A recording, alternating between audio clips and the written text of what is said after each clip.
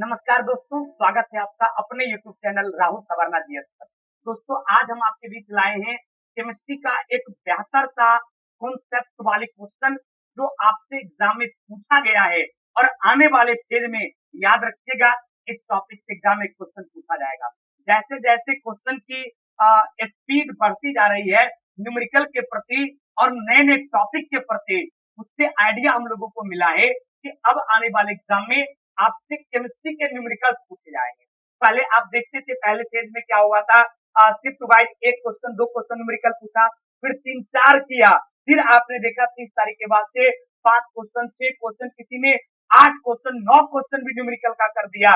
और आने वाले एग्जाम में अब केमिस्ट्री के न्यूमेरिकल की बारी आई है और आपसे एग्जाम में जो 2018 में केमिस्ट्री के न्यूमेरिकल पूछे गए हैं उसी टॉपिक का हम डिस्कशन लेकर अभी आपके सामने आए हैं। तो इस पूरी क्लास को आप बढ़िया तरीका से देखिएगा। ये 25 से 30 मिनट का आपका क्लास होगा और आने वाले एग्जाम में ये रामबाण साबित हो सकता है। इसलिए मेरे दोस्त, आप इसको अच्छे तरीका से देखिएगा और इसके जितने भी सवाल होंगे, ये सारा सवाल जो होगा वो आपसे एग्जाम का पूछा गया ही सारा क्वेश्चन होगा। तो अभी आप देख रहे होंगे ये क्वेश्चन जो आपके सामने है, ये क्वेश्चन आपका ग्रुप डी एग्जाम 2018 में, यानी आपके एग्जाम जो ग्रुप डी का हुआ है, ये ग्रुप डी एग्जाम 2018 में ये पूछा गया सवाल है। तो गौर से देखिएगा और सभी लोग इस वीडियो को मैक्सिमम शेयर कीजिएगा ताकि आपके दोस्तों तक पहुंच सके। 2-3 दिन से लगातार आपकी क्लासेस नहीं हो पा रही थी, कुछ टेक्निकल इशू था जिसके वजह से हम क्लास नहीं ले पा रहे थे। इससे हमें भी बहुत बड़ा दुख है। इसके लिए हम सॉरी आप चाहते क्षमा चाहते हैं, लेकिन आपसे हम प्रयास करेंगे कि आपका रेगुलर रहे, क्योंकि तकनीकी वाली चीजें हैं। मोबाइल ही हम लोग यूज करते हैं, कभी भी कुछ गड़बड़ी हो जाती है। तो 2-3 दिन से काफी हम भी खुद बहुत परेशान थे। एक दो वीडियो तो आपने देखा होगा टीचर से का मोबाइल से ही मुझे अपलोड करना पड़ा, मोबाइल से ही बनाना पड़ा। कैमरा में प्रॉब्लम था, कंप्यूटर भी मदरबोर्ड में थोड़ा प्रॉब्लम था। हालांकि मदरबोर्ड अभी भी बना नहीं है, लेकिन दूसरे से कंप्यूटर से रिकॉर्ड करके हम आपको प्रीमियर करके हम आपकी क्लासेस को कंटिन्यू रखेंगे और एक सप्ताह के अंदर जब सारी चीजें कंप्लीट हो जाएगी तो फिर हम आपको लाइव लेकर रात के 8 बजे आएंगे। तत्काल आपको प्रीमियम मिलेगी मॉर्निंग के 9 बजे और रात के 8 बजे, और बीच में भी एक दो वीडियो आपको मिल सकता है।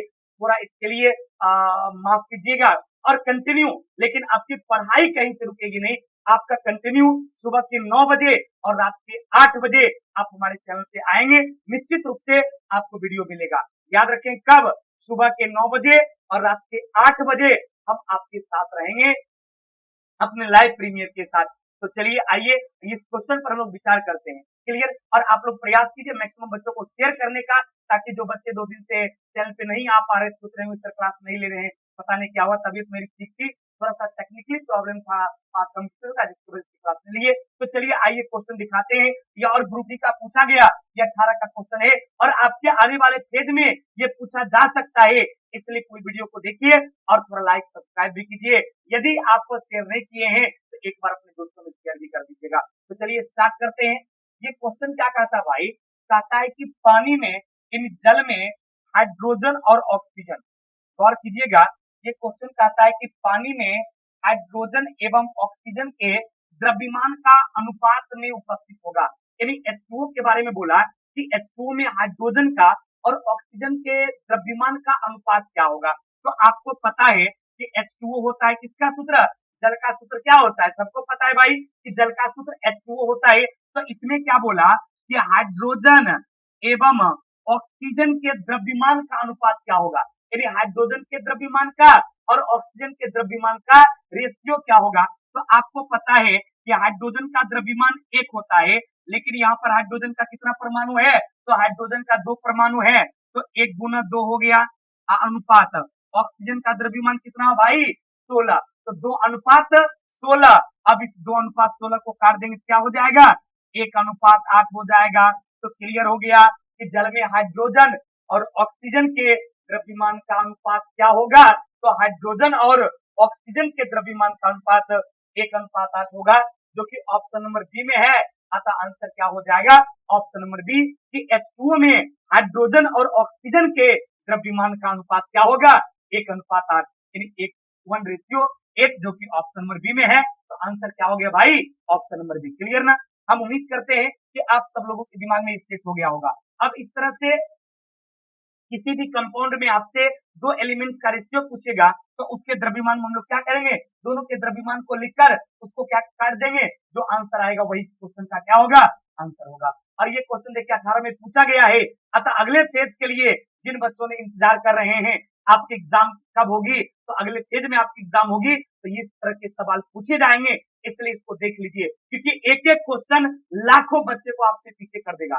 अप्रोक्स 60 से 70 लाख बच्चे अपियर हो रहे हैं आपके एग्जाम में, समझिए अप्रोक्स समझिए 65% 60% बच्चे, तो उतने बच्चे में आपका रिजल्ट के लिए आपको क्या करना होगा, लाखों बच्चे को पीछे करना होगा, तो उसके लिए इन सारे बिंदु पर भी ध्यान देना होगा। बहुत सारे बच्चे मैसेज कर रहे थे एनसीईआरटी एक्सपेरिमेंट के बारे में, बहुत जल्द हो सकता है कल से परसों तक हम आपके बीच एनसीईआरटी क्वेश्चन 9th और 10th और 11th 12th के भी कुछ टॉपिक जो एग्जाम में पूछ जाएंगे उसको लेकर हम बहुत जल्द आपके सामने सुबह के 9 बजे और रात के 8 बजे आने का हम प्रयास करेंगे। आप लोग लगातार हमारे चैनल से बने रहेंगे, निश्चित रूप से आपको ये सारा वीडियो मिलेगा क्लियर, और एकदम टॉपिक वाइज हम उसमें डिस्कशन आपको करवा देंगे इतना बेहतर तरीका से कि आने वाले हर एग्जाम में आपके लिए वो रामबाण साबित हो सकता है। एनसीईआरटी का पूरा बेहतर तरीका से टॉपिक वाइज और एनसीईआरटी का टोटल वन लाइनर जो है वो हम आपको बृहस्पतिवार या शुक्रवार को हम अपने ऐप जो हमारा है आरएस क्लासेस, आपको पता होगा, नहीं पता है तो जान लीजिए।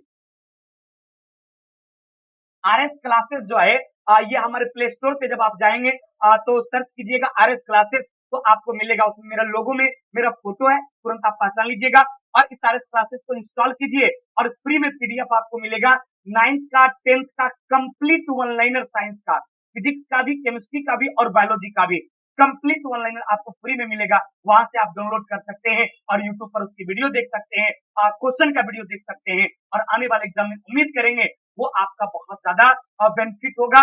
आपकी तकदीर और तस्वीर ये वीडियो बदल सकती है। और जो बच्चे इंस्टॉल कर लिए होंगे उनको तो आराम से मिल नहीं किए हैं तो आप आरएस क्लासेस प्ले स्टोर से इंस्टॉल जरूर कर लीजिएगा। क्लियर, चलिए तो अगले सवाल पर आते हैं। ये सवाल क्या कहता भाई, ये सवाल कहता है कि ऑक्सीजन का ग्राम आणविक द्रव्यमान 32 ग्राम है, यानी ऑक्सीजन का मास कितना दे दिया भाई, 32 ग्राम दे दिया, तो क्लियर है कि एम का मान हो गया 32 ग्राम और कहता है कि ऑक्सीजन का डेंसिटी कितना है 1.429, यानी आपको डेंसिटी कितना दे दिया 1.429 ग्राम प्रति सेंटीमीटर क्यूब। तो आपसे कहता क्या है कि बताइए ऑक्सीजन का ग्राम आणविक आयतन क्या होगा, यानी आपसे ऑक्सीजन का वॉल्यूम पूछा।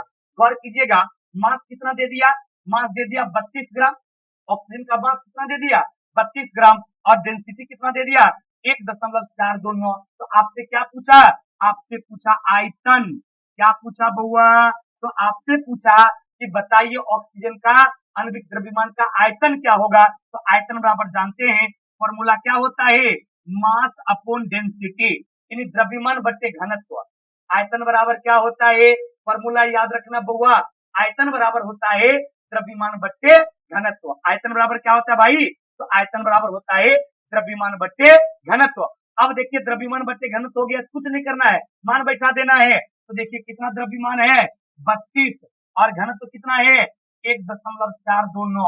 अब यदि इसको आप डिवाइड करते हैं तो डिवाइड करने के बाद जानते कितना आ जाएगा, इसको डिवाइड करेंगे तो आ जाएगा 22.4 लीटर, यानी 32 में 1.429 से डिवाइड करेंगे तो 22.4 आ जाएगा, जो कि आपके ऑप्शन नंबर ए में है, इसलिए आंसर क्या हो जाएगा ऑप्शन नंबर ए। पक्का ना, चलिए यदि आपको ये क्वेश्चन समझ में आ गया तो लाइक और कमेंट भी कर दीजिए, सब्सक्राइब नहीं किए तो कर लीजिए और थोड़ा शेयर भी कर दीजिए, कर दीजिएगा ना, पक्का ना।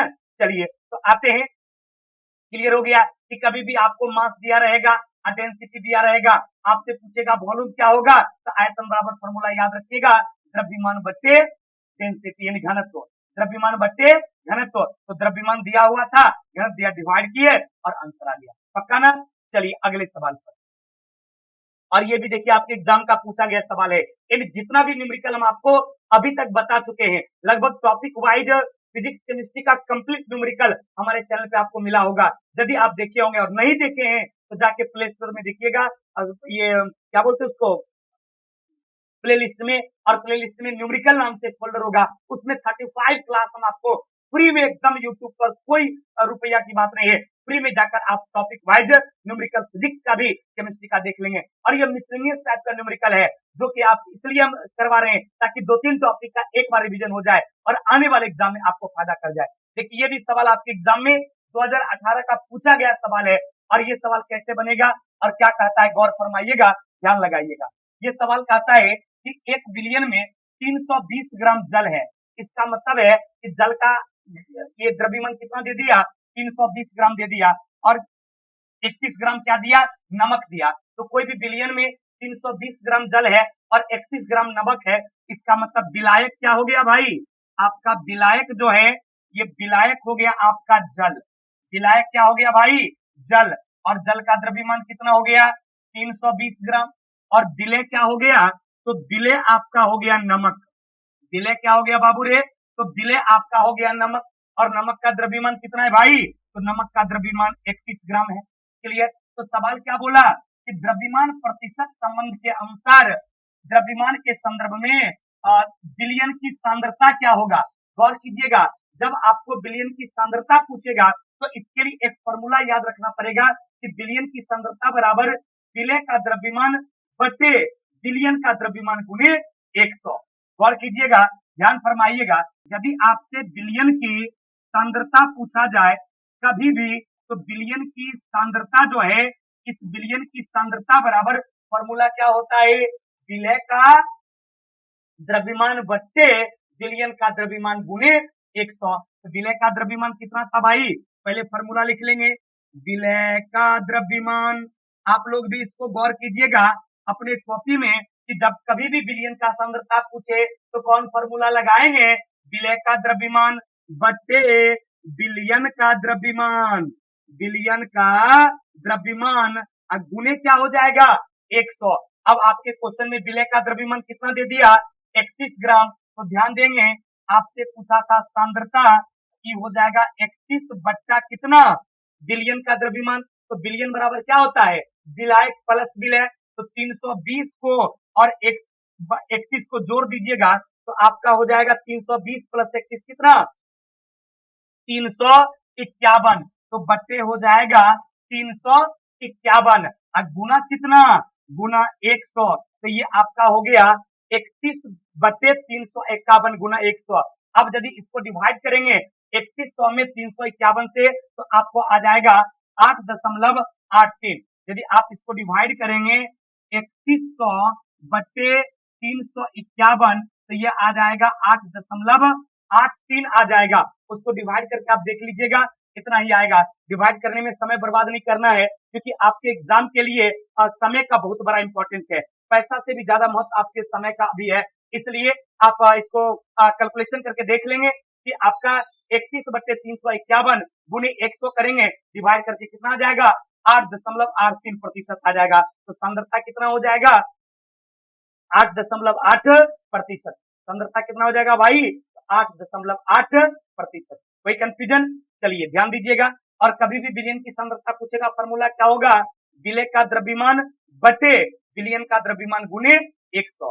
विलय का द्रव्यमान बटे विलयन का द्रव्यमान गुने 100। और विलयन का द्रव्यमान कैसे निकलेगा, तो विलायक के द्रव्यमान में विलय के द्रव्यमान को जोड़ देंगे, क्योंकि विलयन बराबर होता है विलायक प्लस विलय। विलयन बराबर विलायक प्लस विलय, यानी सॉल्यूशन बराबर सॉल्यूट प्लस सॉल्वेंट। पक्का ना। चलिए, तो इस तरह से इसका आंसर आ गया 8.83। और देखिए, आपके एग्जाम का पूछा गया सवाल है और ये थोड़ा टफ सवाल था, लेकिन उम्मीद करते हैं कि आपसे जो एग्जाम में पूछा जाएगा इस तरह का सवाल तो 100% बनेगा। पक्का ना। चलिए आगे बढ़े। अगला सवाल कहता है कि ऊर्जा के चतुर्थ स्तर में समायोजित किए जा सकने वाले इलेक्ट्रॉनों की अधिकतम संख्या क्या होगी। गौर कीजिएगा, ये क्वेश्चन न्यूज बोर्ड सिद्धांत से है। आपने सेल के बारे में पढ़ा होगा, और नहीं पढ़ा है तो 1 मिनट आप टाइम दीजिएगा।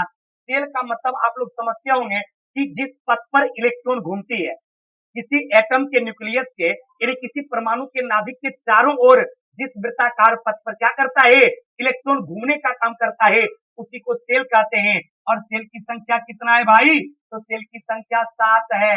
कैगो है, कक्षा की संख्या 7 है। कौन कौन, तो गौर कीजिएगा, K L M N O P Q कै गो, 7 गो, कौन कौन, K L M N O P Q. अब यदि बात आपसे करते हैं तो के का मतलब 1, एल का मतलब 2, एम का मतलब 3, एन का मतलब 4, 5, 6 और 7। सेल की संख्या कै गो, 7 गो, कौन कौन, K L M N O P Q, 1 2 3 4 5 6 7। अब क्या बोला कि बोला चतुर्थ स्तर में, चतुर्थ स्तर का मतलब कौन सेल हो गया, एन सेल में बोला कि मैक्सिमम इलेक्ट्रॉन की संख्या क्या होगा। तो गौर कीजिएगा, किसी भी सेल में यदि मैक्सिमम इलेक्ट्रॉन की बात करेगा तो उसमें नील्स बोर ने एक फॉर्मूला दिया था 2n²। किसी भी सेल में मैक्सिमम इलेक्ट्रॉन की संख्या निकालने के लिए कौन सा फॉर्मूला अप्लाई होगा, तो 2n² होगा। और यहां पर n का मतलब क्या हो गया भाई, n का मतलब हो गया नंबर ऑफ सेल, यानी कक्षा की संख्या। अब n के जगह पे मान बैठाते जाएंगे सेल का, तो आपसे निकल जाएगा कि उसमें मैक्सिमम इलेक्ट्रॉन की संख्या क्या होगा। जैसे मान लिया जाए के सेल के बारे में पूछा जाए कि के सेल में मैक्सिमम इलेक्ट्रॉन की संख्या क्या होगा, के सेल की हम बात करेंगे तो 2 into 1 का स्क्वायर कितना हो जाएगा, 2 हो जाएगा। यानी के सेल में मैक्सिमम कितना इलेक्ट्रॉन हो गया, 2 हो गया। लेकिन आपसे पूछा था किसके बारे में, चौथे स्तर के बारे में, यानी आपको एन सेल के बारे में पूछा। किसके बारे में पूछा भाई, गौर फरमाना, ध्यान लगाना। आपसे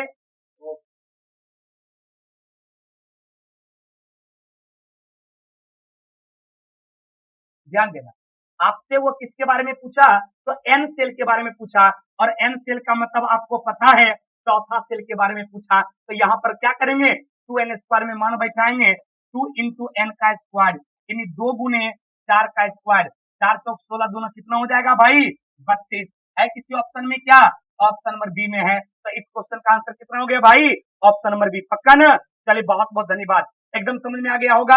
गौर फरमाइएगा, इसका ये कॉन्सेप्ट था, तो आपने इस क्वेश्चन को कॉन्सेप्ट के साथ समझ लिया कि किसी भी ऊर्जा स्तर की बात करेगा, किसी भी सेल में चौथा का बात किया तो एन के जगह 4 रखे, पांचवा का बात करता है एन के जगह 5 रखे, तीसरा का बात करता है एन के जगह 3 रखे। 2n² ही फॉर्मूला होता है, और एन का मतलब नंबर ऑफ सेल, और सेल की संख्या 7 गो, K L M N O P Q, K L M N O P Q. तो यहाँ पर क्लियर हो गया कि एन के जगह पे 1 रखे, ये सेल के लिए 2 हो गया, और एन का 4 मान जो होता है एन सेल के लिए, तो आपका 2n² में कितना मैक्सिमम इलेक्ट्रॉन हो गया, 32। तो मैक्सिमम इलेक्ट्रॉन चतुर्थ स्तर में कितना होगा, 32 होगा। तीसरा का पूछता 3 3 9 दूना 18, दूसरा का पूछता 2 दूना 4 दूना 8, यानी अब किसी के बारे में पूछा जाएगा। उम्मीद करते हैं 100% ये सवाल आपसे बनेगा। पक्का ना, यदि 100% समझ में आ गया बाबू शेयर जरूर कर दीजिएगा, ताकि हर बच्चे तक हमारी ये वीडियो पहुंच सके, हम पहुंच सके आपके दोस्तों तक। क्लियर ना, चलिए अगला सवाल देखिए क्या कहता है। ये आपके ग्रुप डी में ही पूछा गया सवाल है, लेकिन ये देखने से ही लग रहा होगा थोड़ा सा ये टफ है, लेकिन हम उम्मीद करते हैं यदि आप इसको गौर से देखेंगे तो आपके लिए बिल्कुल आसान हो जाएगा। सबसे पहले देखेंगे क्वेश्चन में क्या क्या दिया हुआ है और आपसे क्या पूछता है, गौर फरमाना। कहता है एक आइडियल गैस का 4 ग्राम, इसका मतलब है कि मास कितना दे दिया गैस का, तो आपको दे दिया 4 ग्राम। क्लियर, कहता है इतना केल्विन, यानी टेम्परेचर दे दिया, टी का मान दे दिया 54.6 केल्विन। लेकिन यहाँ पे बाबू क्वेश्चन मिस्टेक है, इसको हम ऑलरेडी देखे थे, तो यहाँ पर दशमलव बाबू नहीं होगा, ये समझिए दिया हुआ आपको 546 केल्विन।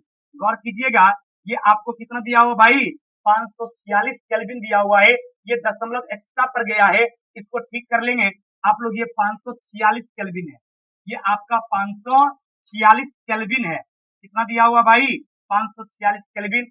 और कहता है 2 एटमॉस्फेरिक दबाव पर, यानी पी का मान कितना दे दिया भाई, पी का मान 2 दे दिया।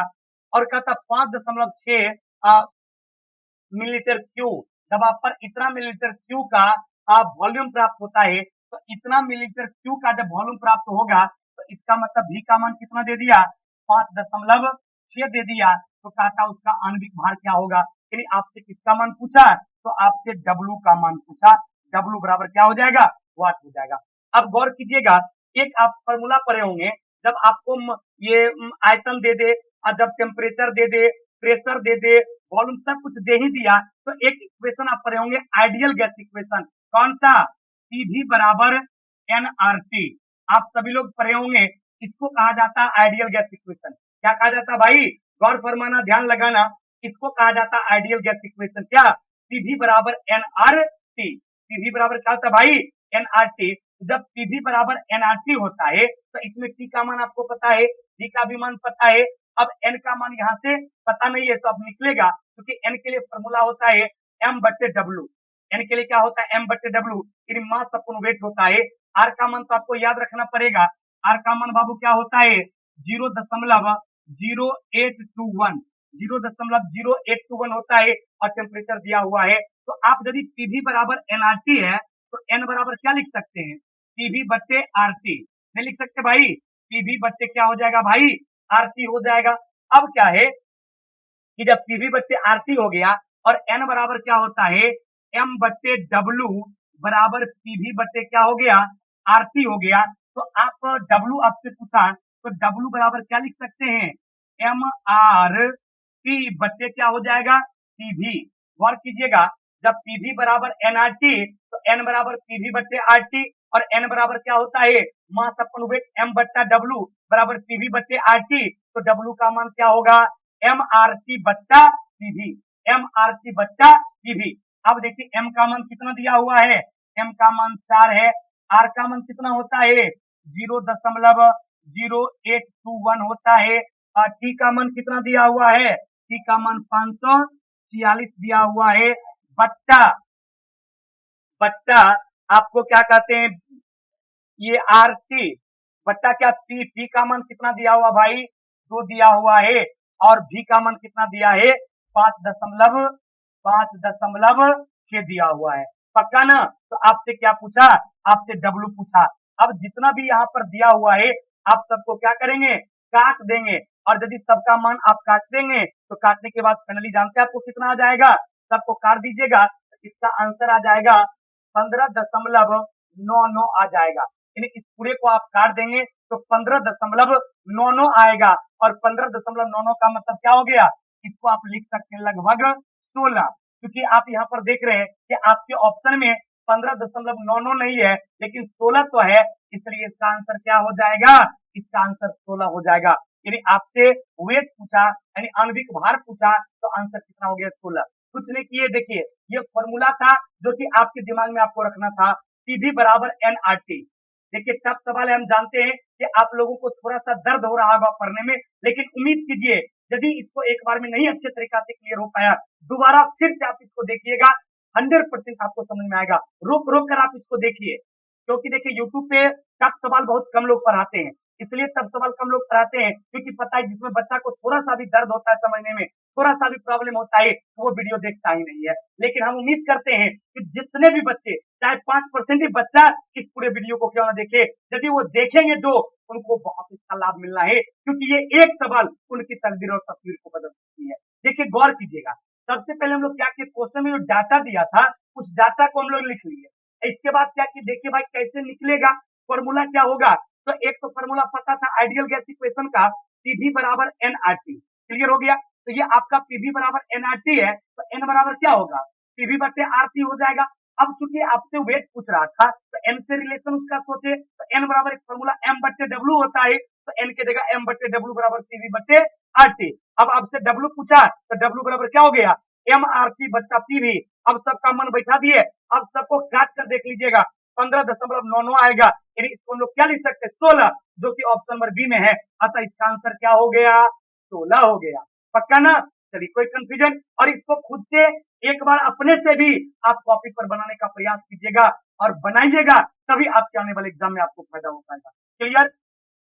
थोड़ा टफ था, थोड़ा कष्टदायी था, लेकिन आपके लिए ये बहुत ही ज्यादा फायदा कारक होगा, इसलिए इन सारे न्यूमेरिकल को लाए। हम चाहते तो हल्का हल्का न्यूमेरिकल भी पढ़ा सकते थे जिसमें लॉलीपॉप टाइप का, जो आपको अच्छा लगे, आराम से इजी टू ब्रेन में घुस जाए, लेकिन हमको पता है वो इजी वाले सवाल एग्जाम में सारे बच्चे बना लेंगे और ये टफ वाले सवाल 2% बच्चे बनाएंगे और वही 2% बच्चे जो हमसे। क्लियर ना? इसलिए मेरे दोस्त मैक्सिमम बच्चे को शेयर कीजिए ताकि वो भी इस सेशन से जुड़ पाए और इस तरह के टफ सवाल जो आपसे एग्जाम में पूछा गया है और पूछा जा सकता है उसको भी देख पाए।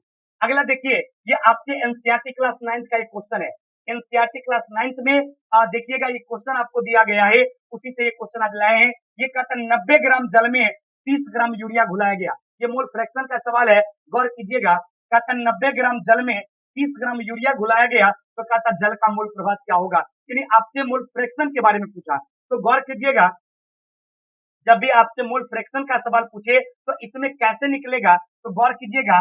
मोल फ्रैक्शन दो चीज का एग्जाम में पूछा जाता है, एक विलय का मोल प्रभाव पूछेगा या तो विलायक का मोल प्रभाव पूछेगा। गौर कीजिएगा, मोल प्रभाव विलय का पूछेगा या तो विलायक का पूछेगा।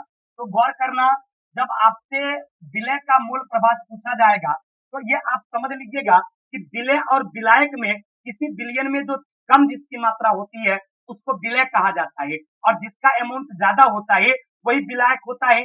तो विलय का जब मोल प्रभाव पूछेगा तो क्लियर है कि उसका मान छोटा होगा, यानी वो छोटका होगा। तो विलय के मोल प्रभाव के लिए फॉर्मूला होता है छोटका एन बटे छोटका एन प्लस बड़का एन। गौर फरमाना, यदि विलय का मोल प्रभाव निकालना रहेगा तो फॉर्मूला क्या होगा, छोटका एन बटे छोटका एन प्लस बड़का एन। ठीक है सर, छोटका एन क्या है, तो विलय का मोल है, बड़का एन क्या है, विलायक का मोल है। यानी विलय के मोल में विलयन के मोल से आप डिवाइड करेंगे तो आपको विलय का मोल प्रभाव निकल जाएगा। यदि मान लिया जाए विलायक का मोल प्रभाव निकालना रहेगा कि विलायक का मोल प्रभाव क्या होगा, तो गौर कीजिएगा क्योंकि विलायक का मात्रा क्या होता है किसी विलयन में ज्यादा, तो यदि बड़का का मोल प्रभाव पूछेगा तो फॉर्मूला क्या होता है, बड़का बटे बड़का प्लस छोटका। गौर फरमाना, ध्यान लगाना, ये मोल फ्रैक्शन का कॉन्सेप्ट भी हम आपको दे रहे हैं, तभी आपसे ये सवाल बन पाएगा। देखिएगा सवाल जब भी मोल फ्रैक्शन का होगा या तो वो विलय का यानी सोल्यूट का मोल फ्रैक्शन पूछेगा या तो सॉल्वेंट का पूछेगा, यानी विलायक का मोल फ्रैक्शन पूछेगा। यदि आपसे विलय का मोल फ्रैक्शन पूछा तो विलय का मोल बटे विलय का मोल प्लस विलायक का मोल। यदि आपसे विलायक का मोल प्रभाव पूछा तो विलायक का मोल बटे विलायक का मोल प्लस विलय का यानी विलयन का मोल। यानी छोटका का पूछेगा तो छोटका बटे छोटका प्लस बड़का, अब बड़का का पूछेगा तो बड़का बटे बड़का प्लस छोटका। अब सवाल ये है कि सर विलय का मोल कैसे निकालेंगे और विलायक का मोल कैसे निकालेंगे। तो गौर कीजिएगा 90 ग्राम जल है और 30 ग्राम यूरिया है, तो विलय इसमें कौन हो जाएगा, तो इसमें विलय जो है वो आपका जल हो जाएगा। विलय कौन सा हो जाएगा, सॉरी ये विलय आपका हो जाएगा यूरिया। विलय जिसका अमाउंट कम है वो क्या हो जाएगा, वो आपका हो जाएगा विलय। तो 30 ग्राम यूरिया है तो आपका यूरिया क्या हो जाएगा, यूरिया जो है ये आपका विलय हो जाएगा। कितना दे दिया भाई, 300 ग्राम दे दिया विलय का द्रव्यमान। अब विलायक कौन हो जाएगा, जल। जल जो है ये आपको हो जाएगा विलायक, और ये कितना दे दिया 90 ग्राम। तो अब आप क्या कीजिएगा, पहले विलय का मोल कैसे निकालेंगे, भार बट्टे अनुभार। तो पहले आप विलय का मोल निकाल लीजिएगा और फिर आप विलायक का मोल निकालिएगा। और क्वेश्चन क्या पूछा था, जल का मोल प्रभाव, यानी जल का मोल प्रभाव पूछा मतलब क्या, विलायक का मोल प्रभाव पूछा। जल का मोल प्रभाव पूछा मतलब क्या, विलायक का मोल प्रभाव पूछा। तो यहाँ से हम लोग क्या करेंगे, छोटका एन का मान निकाल लेंगे, यानी आप यूरिया का निकाल लीजिएगा मोल, इसका ही मोल निकालिएगा, यूरिया का मोल निकालिएगा। फॉर्मूला क्या होगा, भार बट्टे अनुभार। भार बट्टे क्या होगा भाई, भार बट्टे अनुभार। तो भार कितना दिया हुआ भाई, भार दे दिया 30 ग्राम, तो भार हो गया 30 ग्राम। और यूरिया का क्या अनुभार निकालेंगे, तो यूरिया का फॉर्मूला होता है NH2 CONH2। अब इसको निकालेंगे तो 14 प्लस ये हो जाएगा 2 और प्लस 12 प्लस 16 प्लस 14 प्लस 2, ये हो जाएगा 16, 16 दूना 32, 32 10 42 47 44 और इधर आपका हो गया 12, यानी कुल मिलाकर ये आपका कितना हो जाएगा भाई, तो ये आपका हो जाएगा ये 14 होगा भाई 14, तो ये हो जाएगा आपका 60। कितना हो गया भाई 60। तो आपका यूरिया का अनुभार कितना हो गया भाई, 60 ग्राम हो गया। गौर कीजिएगा, तो आपका यूरिया का मोल निकालना था तो भार बट्टे अनुभार। अब भार दिया था 30 ग्राम और यूरिया का अनुभार कितना निकल गया 60 ग्राम। काट देंगे तो हो जाएगा 1/2 यानी कितना 0.5। यानी छोटका का मान कितना निकल गया भाई, छोटका का मान 0.5 निकल गया। अब क्या करेंगे, आप जल का मूल निकाल लेंगे। जल का भार कितना दिया था, 90 ग्राम, और जल का अनुभार कितना होता है, आप लोग याद, जल का अनुभार 18 ग्राम होता है। तो आप निकालेंगे जल का मूल, जल का मूल निकालेंगे, ये हो जाएगा आपका 90 बट्टा कितना, 90 बट्टा 18। ठीक है सर, ये 18 कहां से आया, ये जल का अनुभार, क्योंकि आपको पता है जल का सूत्र H2O, ये हो गया 2 प्लस कितना 16, 16 2 ये हो गया कितना भाई 18, काट देंगे कितना हो जाएगा 5। तो क्लियर हो गया कि जल का मूल कितना निकल गया 5, यानी बड़का एन का मान 5 निकल गया और छोटका एन का मान 0.5 निकल गया। पूछा क्या था, जल का मूल प्रभाव क्या होगा, किसका पूछा, जल का मूल प्रभाव, यानी जल का मूल प्रभाव पूछा तो किसका, विलायक का मूल प्रभाव। तो विलायक का मूल प्रभाव क्या हो जाएगा, बड़का एन बटे बड़का एन प्लस छोटका एन, पक्का ना, तो ये हो जाएगा 5 बटे 5.5, दशमलव उड़ाएंगे 0। अब ये हो गया 50 बटे 55, काट देंगे 5 दे 50, 7 गुने 11 55, ये हो जाएगा 10 बटे 11। यानी आपसे पूछा था विलायक का मूल प्रभाव, यानी जल का मूल प्रभाव, तो जल का मूल प्रभाव कितना आ गया 10 बट्टे 11 है। किसी ऑप्शन में क्या 10 बट्टे 11, ये ऑप्शन नंबर किसमें है भाई, ऑप्शन नंबर, क्योंकि आपसे जल का मूल पूछा था, यानी विलायक का मूल पूछा था, तो विलायक का मूल के लिए क्या हो जाएगा, आपको बड़का एन बट्टे बड़का एन प्लस छोटका एन, यानी 5 बट्टे 5.5, यानी 50 बट्टे 55 बराबर कितना 10 बट्टे 11, जो कि ऑप्शन नंबर बी में है। इस क्वेश्चन का आंसर क्या हो गया, देखने में बहुत थोड़ा टफ लगा होगा, क्योंकि मूल फ्रैक्शन के कॉन्सेप्ट से ये सवाल बनेगा, और आप देख रहे होंगे कि आपके एग्जाम में सारे सवाल कॉन्सेप्ट से पूछे जाते हैं, अतः इसको ध्यान रखेंगे। फिर एक बार गौर से सुनेंगे, कभी भी आपसे मूल फ्रैक्शन पूछे, यदि विलय का पूछे मतलब छोटका का पूछ रहा है, तो फॉर्मूला लगेगा छोटका बटे छोटका प्लस बड़का। यदि विलायक का पूछे मतलब वो बड़का का पूछ रहा है, तो बड़का बटे बड़का प्लस छोटका। क्लियर हो गया। अब सवाल ये है कि सर इसमें ये कहा था कि बड़का का मोल प्रभाव क्या होगा, तो पहले हम लोग क्या करेंगे, मोल निकाल लेंगे। तो पहले यूरिया का क्या किए, मोल निकाल लिए, भार बट्टे अनुभार, फिर क्या किए, जल का मोल निकाल लिए, भार बट्टे अनुभार। तो यूरिया का मोल कितना आ गया था 0.5, जल का मूल कितना आ गया 5। तो जले का पूछा था, फिर बड़का का पूछा, तो लगा दिए बड़का बटे बड़का प्लस छोटका, तो 5 बटे 5 प्लस 0.5 का आंसर कितना आ गया 11 बटे, सॉरी 10 बटे 11। अतः इसका आंसर क्या हो गया भाई 10 बटे 11। चलिए, तो आज का ये प्यारा सेशन जो आपका चल रहा था, थोड़ा सा टफ टफ सवाल हम इसलिए कराए ताकि आपके आने वाले एग्जाम में आपको फायदा हो जाए। नॉर्मल क्वेश्चन पढ़ा के खुश नहीं करना है, बल्कि टफ क्वेश्चन पढ़ा के एग्जाम पास कराना है, ये मेरा उद्देश्य है। चलिए आज इसी बार रुकते हैं, इसी तरह से आपका रेगुलर हमसे मुलाकात होती रहेगी। याद रखना सुबह के 9 बजे और रात के 8 बजे कंटिन्यू आपकी क्लासेस चलेगी। बीच में और भी क्लास हो सकता है, लेकिन सुबह के 9 बजे और रात के 8 बजे आप हमारे चैनल पे जरूर आइए, लाइन में आइए, देखिए, बहुत मजा आएगा। Thank you very much.